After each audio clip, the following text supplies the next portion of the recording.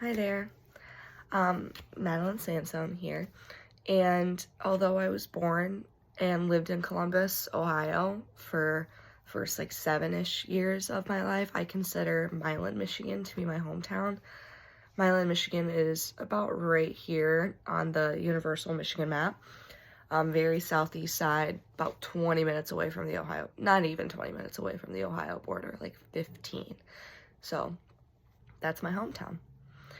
Um, My hometown was established in 1831, but it didn't become like recognized as a city until a lot later. Like it was recognized as a village and it was established as a village in 1831, but it became fully recognized as a city in 1967. So it took almost 100 years, about 70, give or take, for that to happen. Um, Due to the lack of preservation and the creation of new things for the future that became Milan, Michigan now, there were only 3 places that would be considered like monuments or like historical features. We have the old fire barn, which is close to like the downtown section of Milan. Um, Anything in downtown, pretty much all those buildings were there when we first started the city. And Friend Hack House are actually all National Parks Register of historical places. They're all on that registry.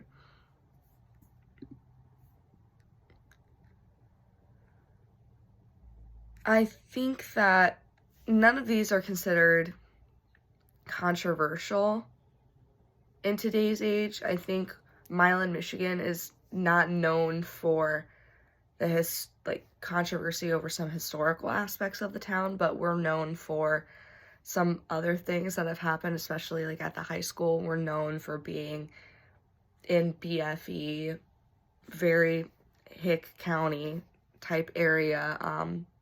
I do know one thing we are known for is we have a lake in the middle of town. It's a very small lake. I'd almost consider it a pond, but I'm not sure about when this became a thing, but there's a certain eye disease that you can get from bird feces. And one of like the biggest hot spots in the entire nation was in Milan, Michigan, because of like the water that was in that lake, the birds that were in the water. People would go fishing. It was Milan's disgusting. Milan's gross. But none of the historical markers are considered controversial except for Hack House, or Friend Hack House.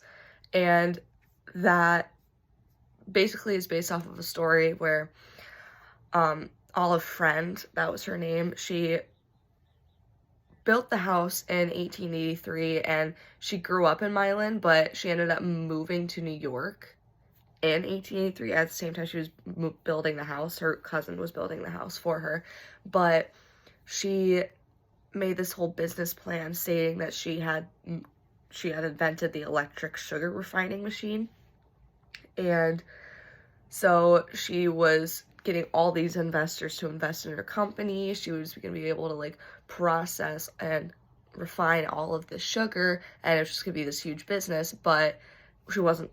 None of the investors were allowed to see the machine. It had to be secret because it was so top and big and whatever. And so she built the house in Milan just in case, like, if anything were to happen in New York, if anybody found out about the fact that she didn't create the electric sugar refining machine or that she was lying to investors. And so when that eventually did happen, and then there was this huge crash in the market, or the system blew up because they realized, like, everybody bought into it, realized there was nothing there to buy into. That's when she fled back to Milan, Michigan, and she lived there for a while before Washtenaw County Sheriff's Office ended up arresting her, taking her back to New York, where she ended up spending about a year in jail. So it's not necessarily controversial, it's just that's pretty much the only story we really have. There is like a drug house in Milan it looks really old, so like I'm not sure how long it's been there, but that could be controversial. yeah, I couldn't find any very significant events to go on in Milan, Michigan.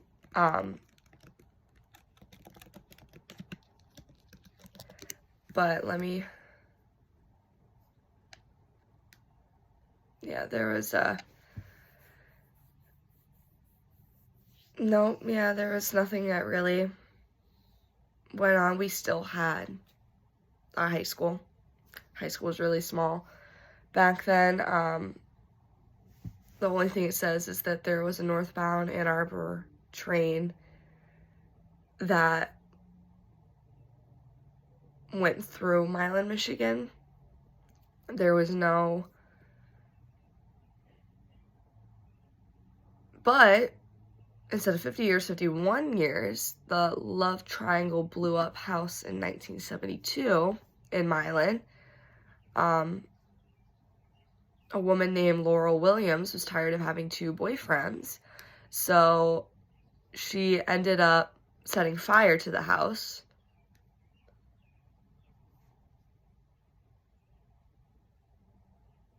Yep. So that's fun.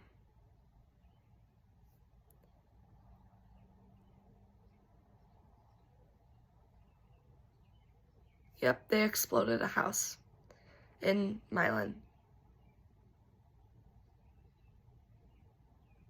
And I know exactly where that is too.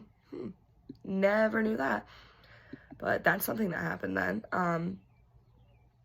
I think it was more considered eventful because nothing in Milan happens and is eventful. There's nothing rather than our dance company has a recital every year in May. High school graduation. Nothing really eventful goes on in Milan. There's not enough to do or enough people to kind of have fun activities other than a bonfire. It's not super not super grand. But the structure of our town has definitely changed, at least even since I was there. Like, we have kind of grown when it comes to, like, our city government. I know that for, like, the last half of, like, my time living in Milan, because I don't live there anymore, the whole, mayor debate and, like, the mayor election, the election for mayor was becoming a huge thing, and, like, everybody was getting into it. One of my friends, her dad was running for mayor, and then you got to see who our mayor was, and our mayor was actually a priest who wore, like, socks with sandals every single day. That should really tell you a lot about Milan. But I think Milan definitely has had a slow expansion over the years, slowly.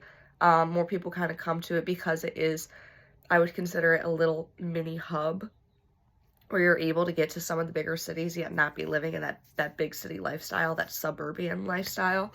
I mean, we're about 20 minutes from Ann Arbor, 15 minutes if 15 minutes from Saline, 5-10 minutes from Dundee, like, again, 15-20 minutes from Ohio, Toledo, it's about 25 minutes.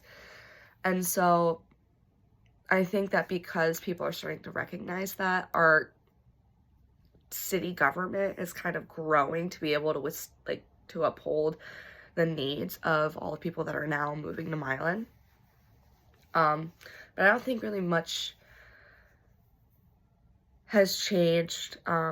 We now have 2 bars in town rather than 1.